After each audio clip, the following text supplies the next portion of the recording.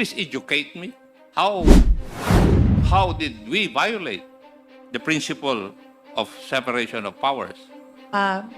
For the record, it says, the principle of separation of powers is violated when one branch of government unduly encroaches in the domain of another. Jurisprudence provides that there are only two ways to violate the subject principle, namely, by impermissible interference with another department's performance and by assumption of another department's functions. Here, it is clear that the subpoena was not issued in aid of legislation and thus exceeds the legislative power of inquiry, and its issuance impermissibly interferes with the exclusive functions of the Commission on Audit and infringes upon the independence of the Commission. And then, first, Congress has no power to participate or otherwise take part in any audit process. Obtaining any information in a pending audit clearly does not serve a legislative purpose of drafting or remedying legislation. Second, the audit decisions which the committee seeks to obtain are in cases still pending adjudication and therefore not final, not conclusive, and cannot be used as a fair, accurate, or intelligent basis for legislation. Third, COA has already published its annual audit reports for fiscal year 2022 and 2023, which are specifically intended to aid the executive and legislative departments in crafting responsive laws and regulations. Fourth, the only purpose mentioned is to expose to the public the use of confidential funds by the offices headed by the Vice President and purportedly whether such use follow the guidelines.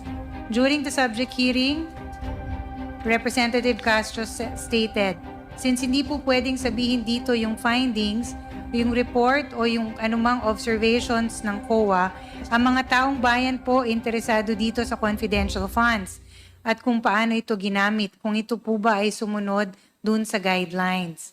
Also, as reported in the media, Representative Castro has been known to say that the Vice President has not yet satisfactorily explained the OVP spending of confidential funds in 2022.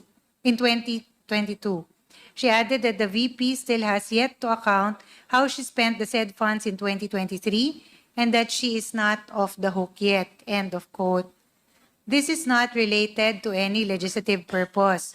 There is no congressional power to expose for the sake of exposure. The determination of whether the utilization of the funds complied with audit guidelines falls within the exclusive mandate of the Commission on Audit.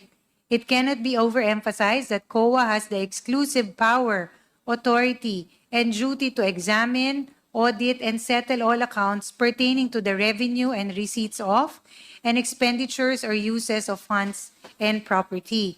Constitutional framers envision the COA as a dynamic, effective, efficient, and independent watchdog of the government, and for this reason conferred upon it broad and extensive powers. Allowing a committee of the House of Representatives to subpoena audit decisions pertaining to an ongoing audit will only hamper the COA's performance of its duties. On the other hand, the determination as to the legality of confidential funds solely falls within the exclusive mandate of the judiciary. Clearly, therefore, Congress cannot infringe upon constitutional mandates vested upon other branches of the government. Due to this Section 11, letter F, undue interference in the conduct of proceedings, may I move to cite Attorney Lopez in contempt, Mr. Chair. I move.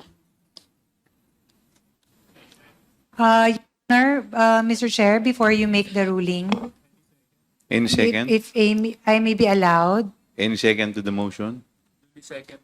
uh, Duly seconded? Is there any objection? Your Hearing none, the Honor. motion is carried. respectfully, it was not the intention of the Office of the Vice President to... Attorney, you wait for me to acknowledge you. Okay, I'm sorry. For that, Apologize, Your Honor. I move for 1 minute